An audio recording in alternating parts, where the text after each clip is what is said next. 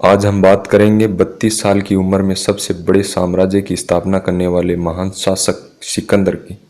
उनमें बचपन से ही कुछ ऐसी क्षमताएं थी कि देखने वालों को लगता था कि उन्हें इतिहास में एक असाधारण व्यक्ति के रूप में याद किया जाएगा। वह महज 20 साल की उम्र में राजा या शासक बन गए थे। मैसेडोनिया के रहने वाले सिकंदर का जन्म 356 ईस्वी पूर्व में हुआ था। मैसेडोनिया उत्तरी यूनान से बाल्कन तक फैला हुआ एक इलाका था। उनके पिता की हत्या उनके ही एक सुरक्षा गार्ड द्वारा कर दी गई थी, जिसके बाद एक नए राजा के बनने का संघर्ष शुरू हुआ था।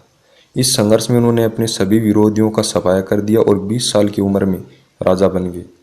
इनके बाद सिकंदर ने 12 वर्ष तक शासन किया, जिन्होंने अपने सैनिकों के साथ 12,000 मील की विजय यात्रा भी की। उन्होंने उस समय फारस साम्राज्य के राजा डेरियस तृतीय को हराया और मध्य एशिया तक यूनानी संस्कृति का प्रसार किया।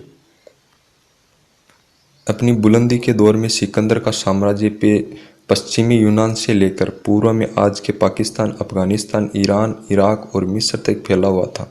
सिकंदर को इतिहास में सबसे प्रभावशाली और कुशल नेताओं और कमांडरों में से एक माना जाता है। सिकंदर से पहले मैसेडोनिया केवल एक भौगोलिक क्षेत्र का नाम था, लेकिन यह क्षेत्र मजबूती से जुड़ा हुआ साम्राज्य नहीं था। हालांकि सिकंदर के पिता फिलिप द्वितीय ने इस क्षेत्र को एक संयुक्त राज्य की शक्ल दी थी।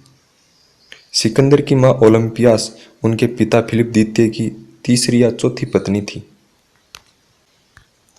और वह इसलिए महत्वपूर्ण थी क्योंकि उन्होंने परिवार में पहले लड़के को जन्म दिया था, यानी सिकंदर के रूप में उन्होंने राज्य को उत्तराधिकारी दिया था। सिकंदर के गुरु या शिक्षक अरस्तु थे। उनसे यूनानी संस्कृति पर आधारित शिक्षा प्राप्त की, इसीलिए उन्हें दर्शन शास्त्र पढ़ाया गया था और सभी शिक्षित यूनानियों की तरह उन्होंने भी इलियाड और ओडिसी जैसी कविताएं लिखने वाले प्राचीन यूनानी कवि होमर पर महारत हासिल थी। होमर की कविता इलियाड, जो सिकंदर के लिए बहुत महत्वपूर्ण थी, युद्ध के दौरान वह इस कविता के कुछ हिस्सों को अपने तकिए के नीचे रखकर सोते थे।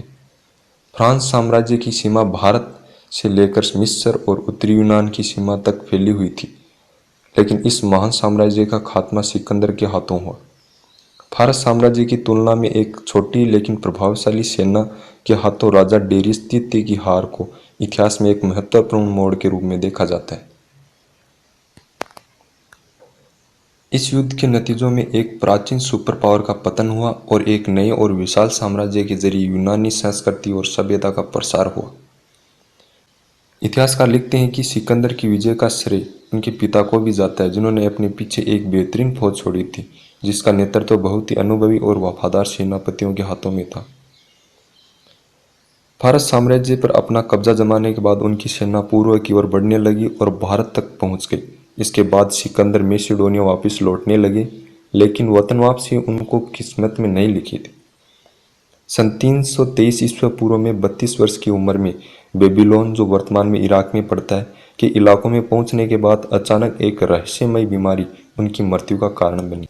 हालांकि कुछ इतिहासकार यह भी बताते हैं कि उनकी मृत्यु मलेरिया होने के कारण हुई, और कुछ इतिहासकार यह बताते हैं कि उनकी मृत्यु उनके शरीर पर हुए घावों से फैले इन्फेक्शन के कारण हुई।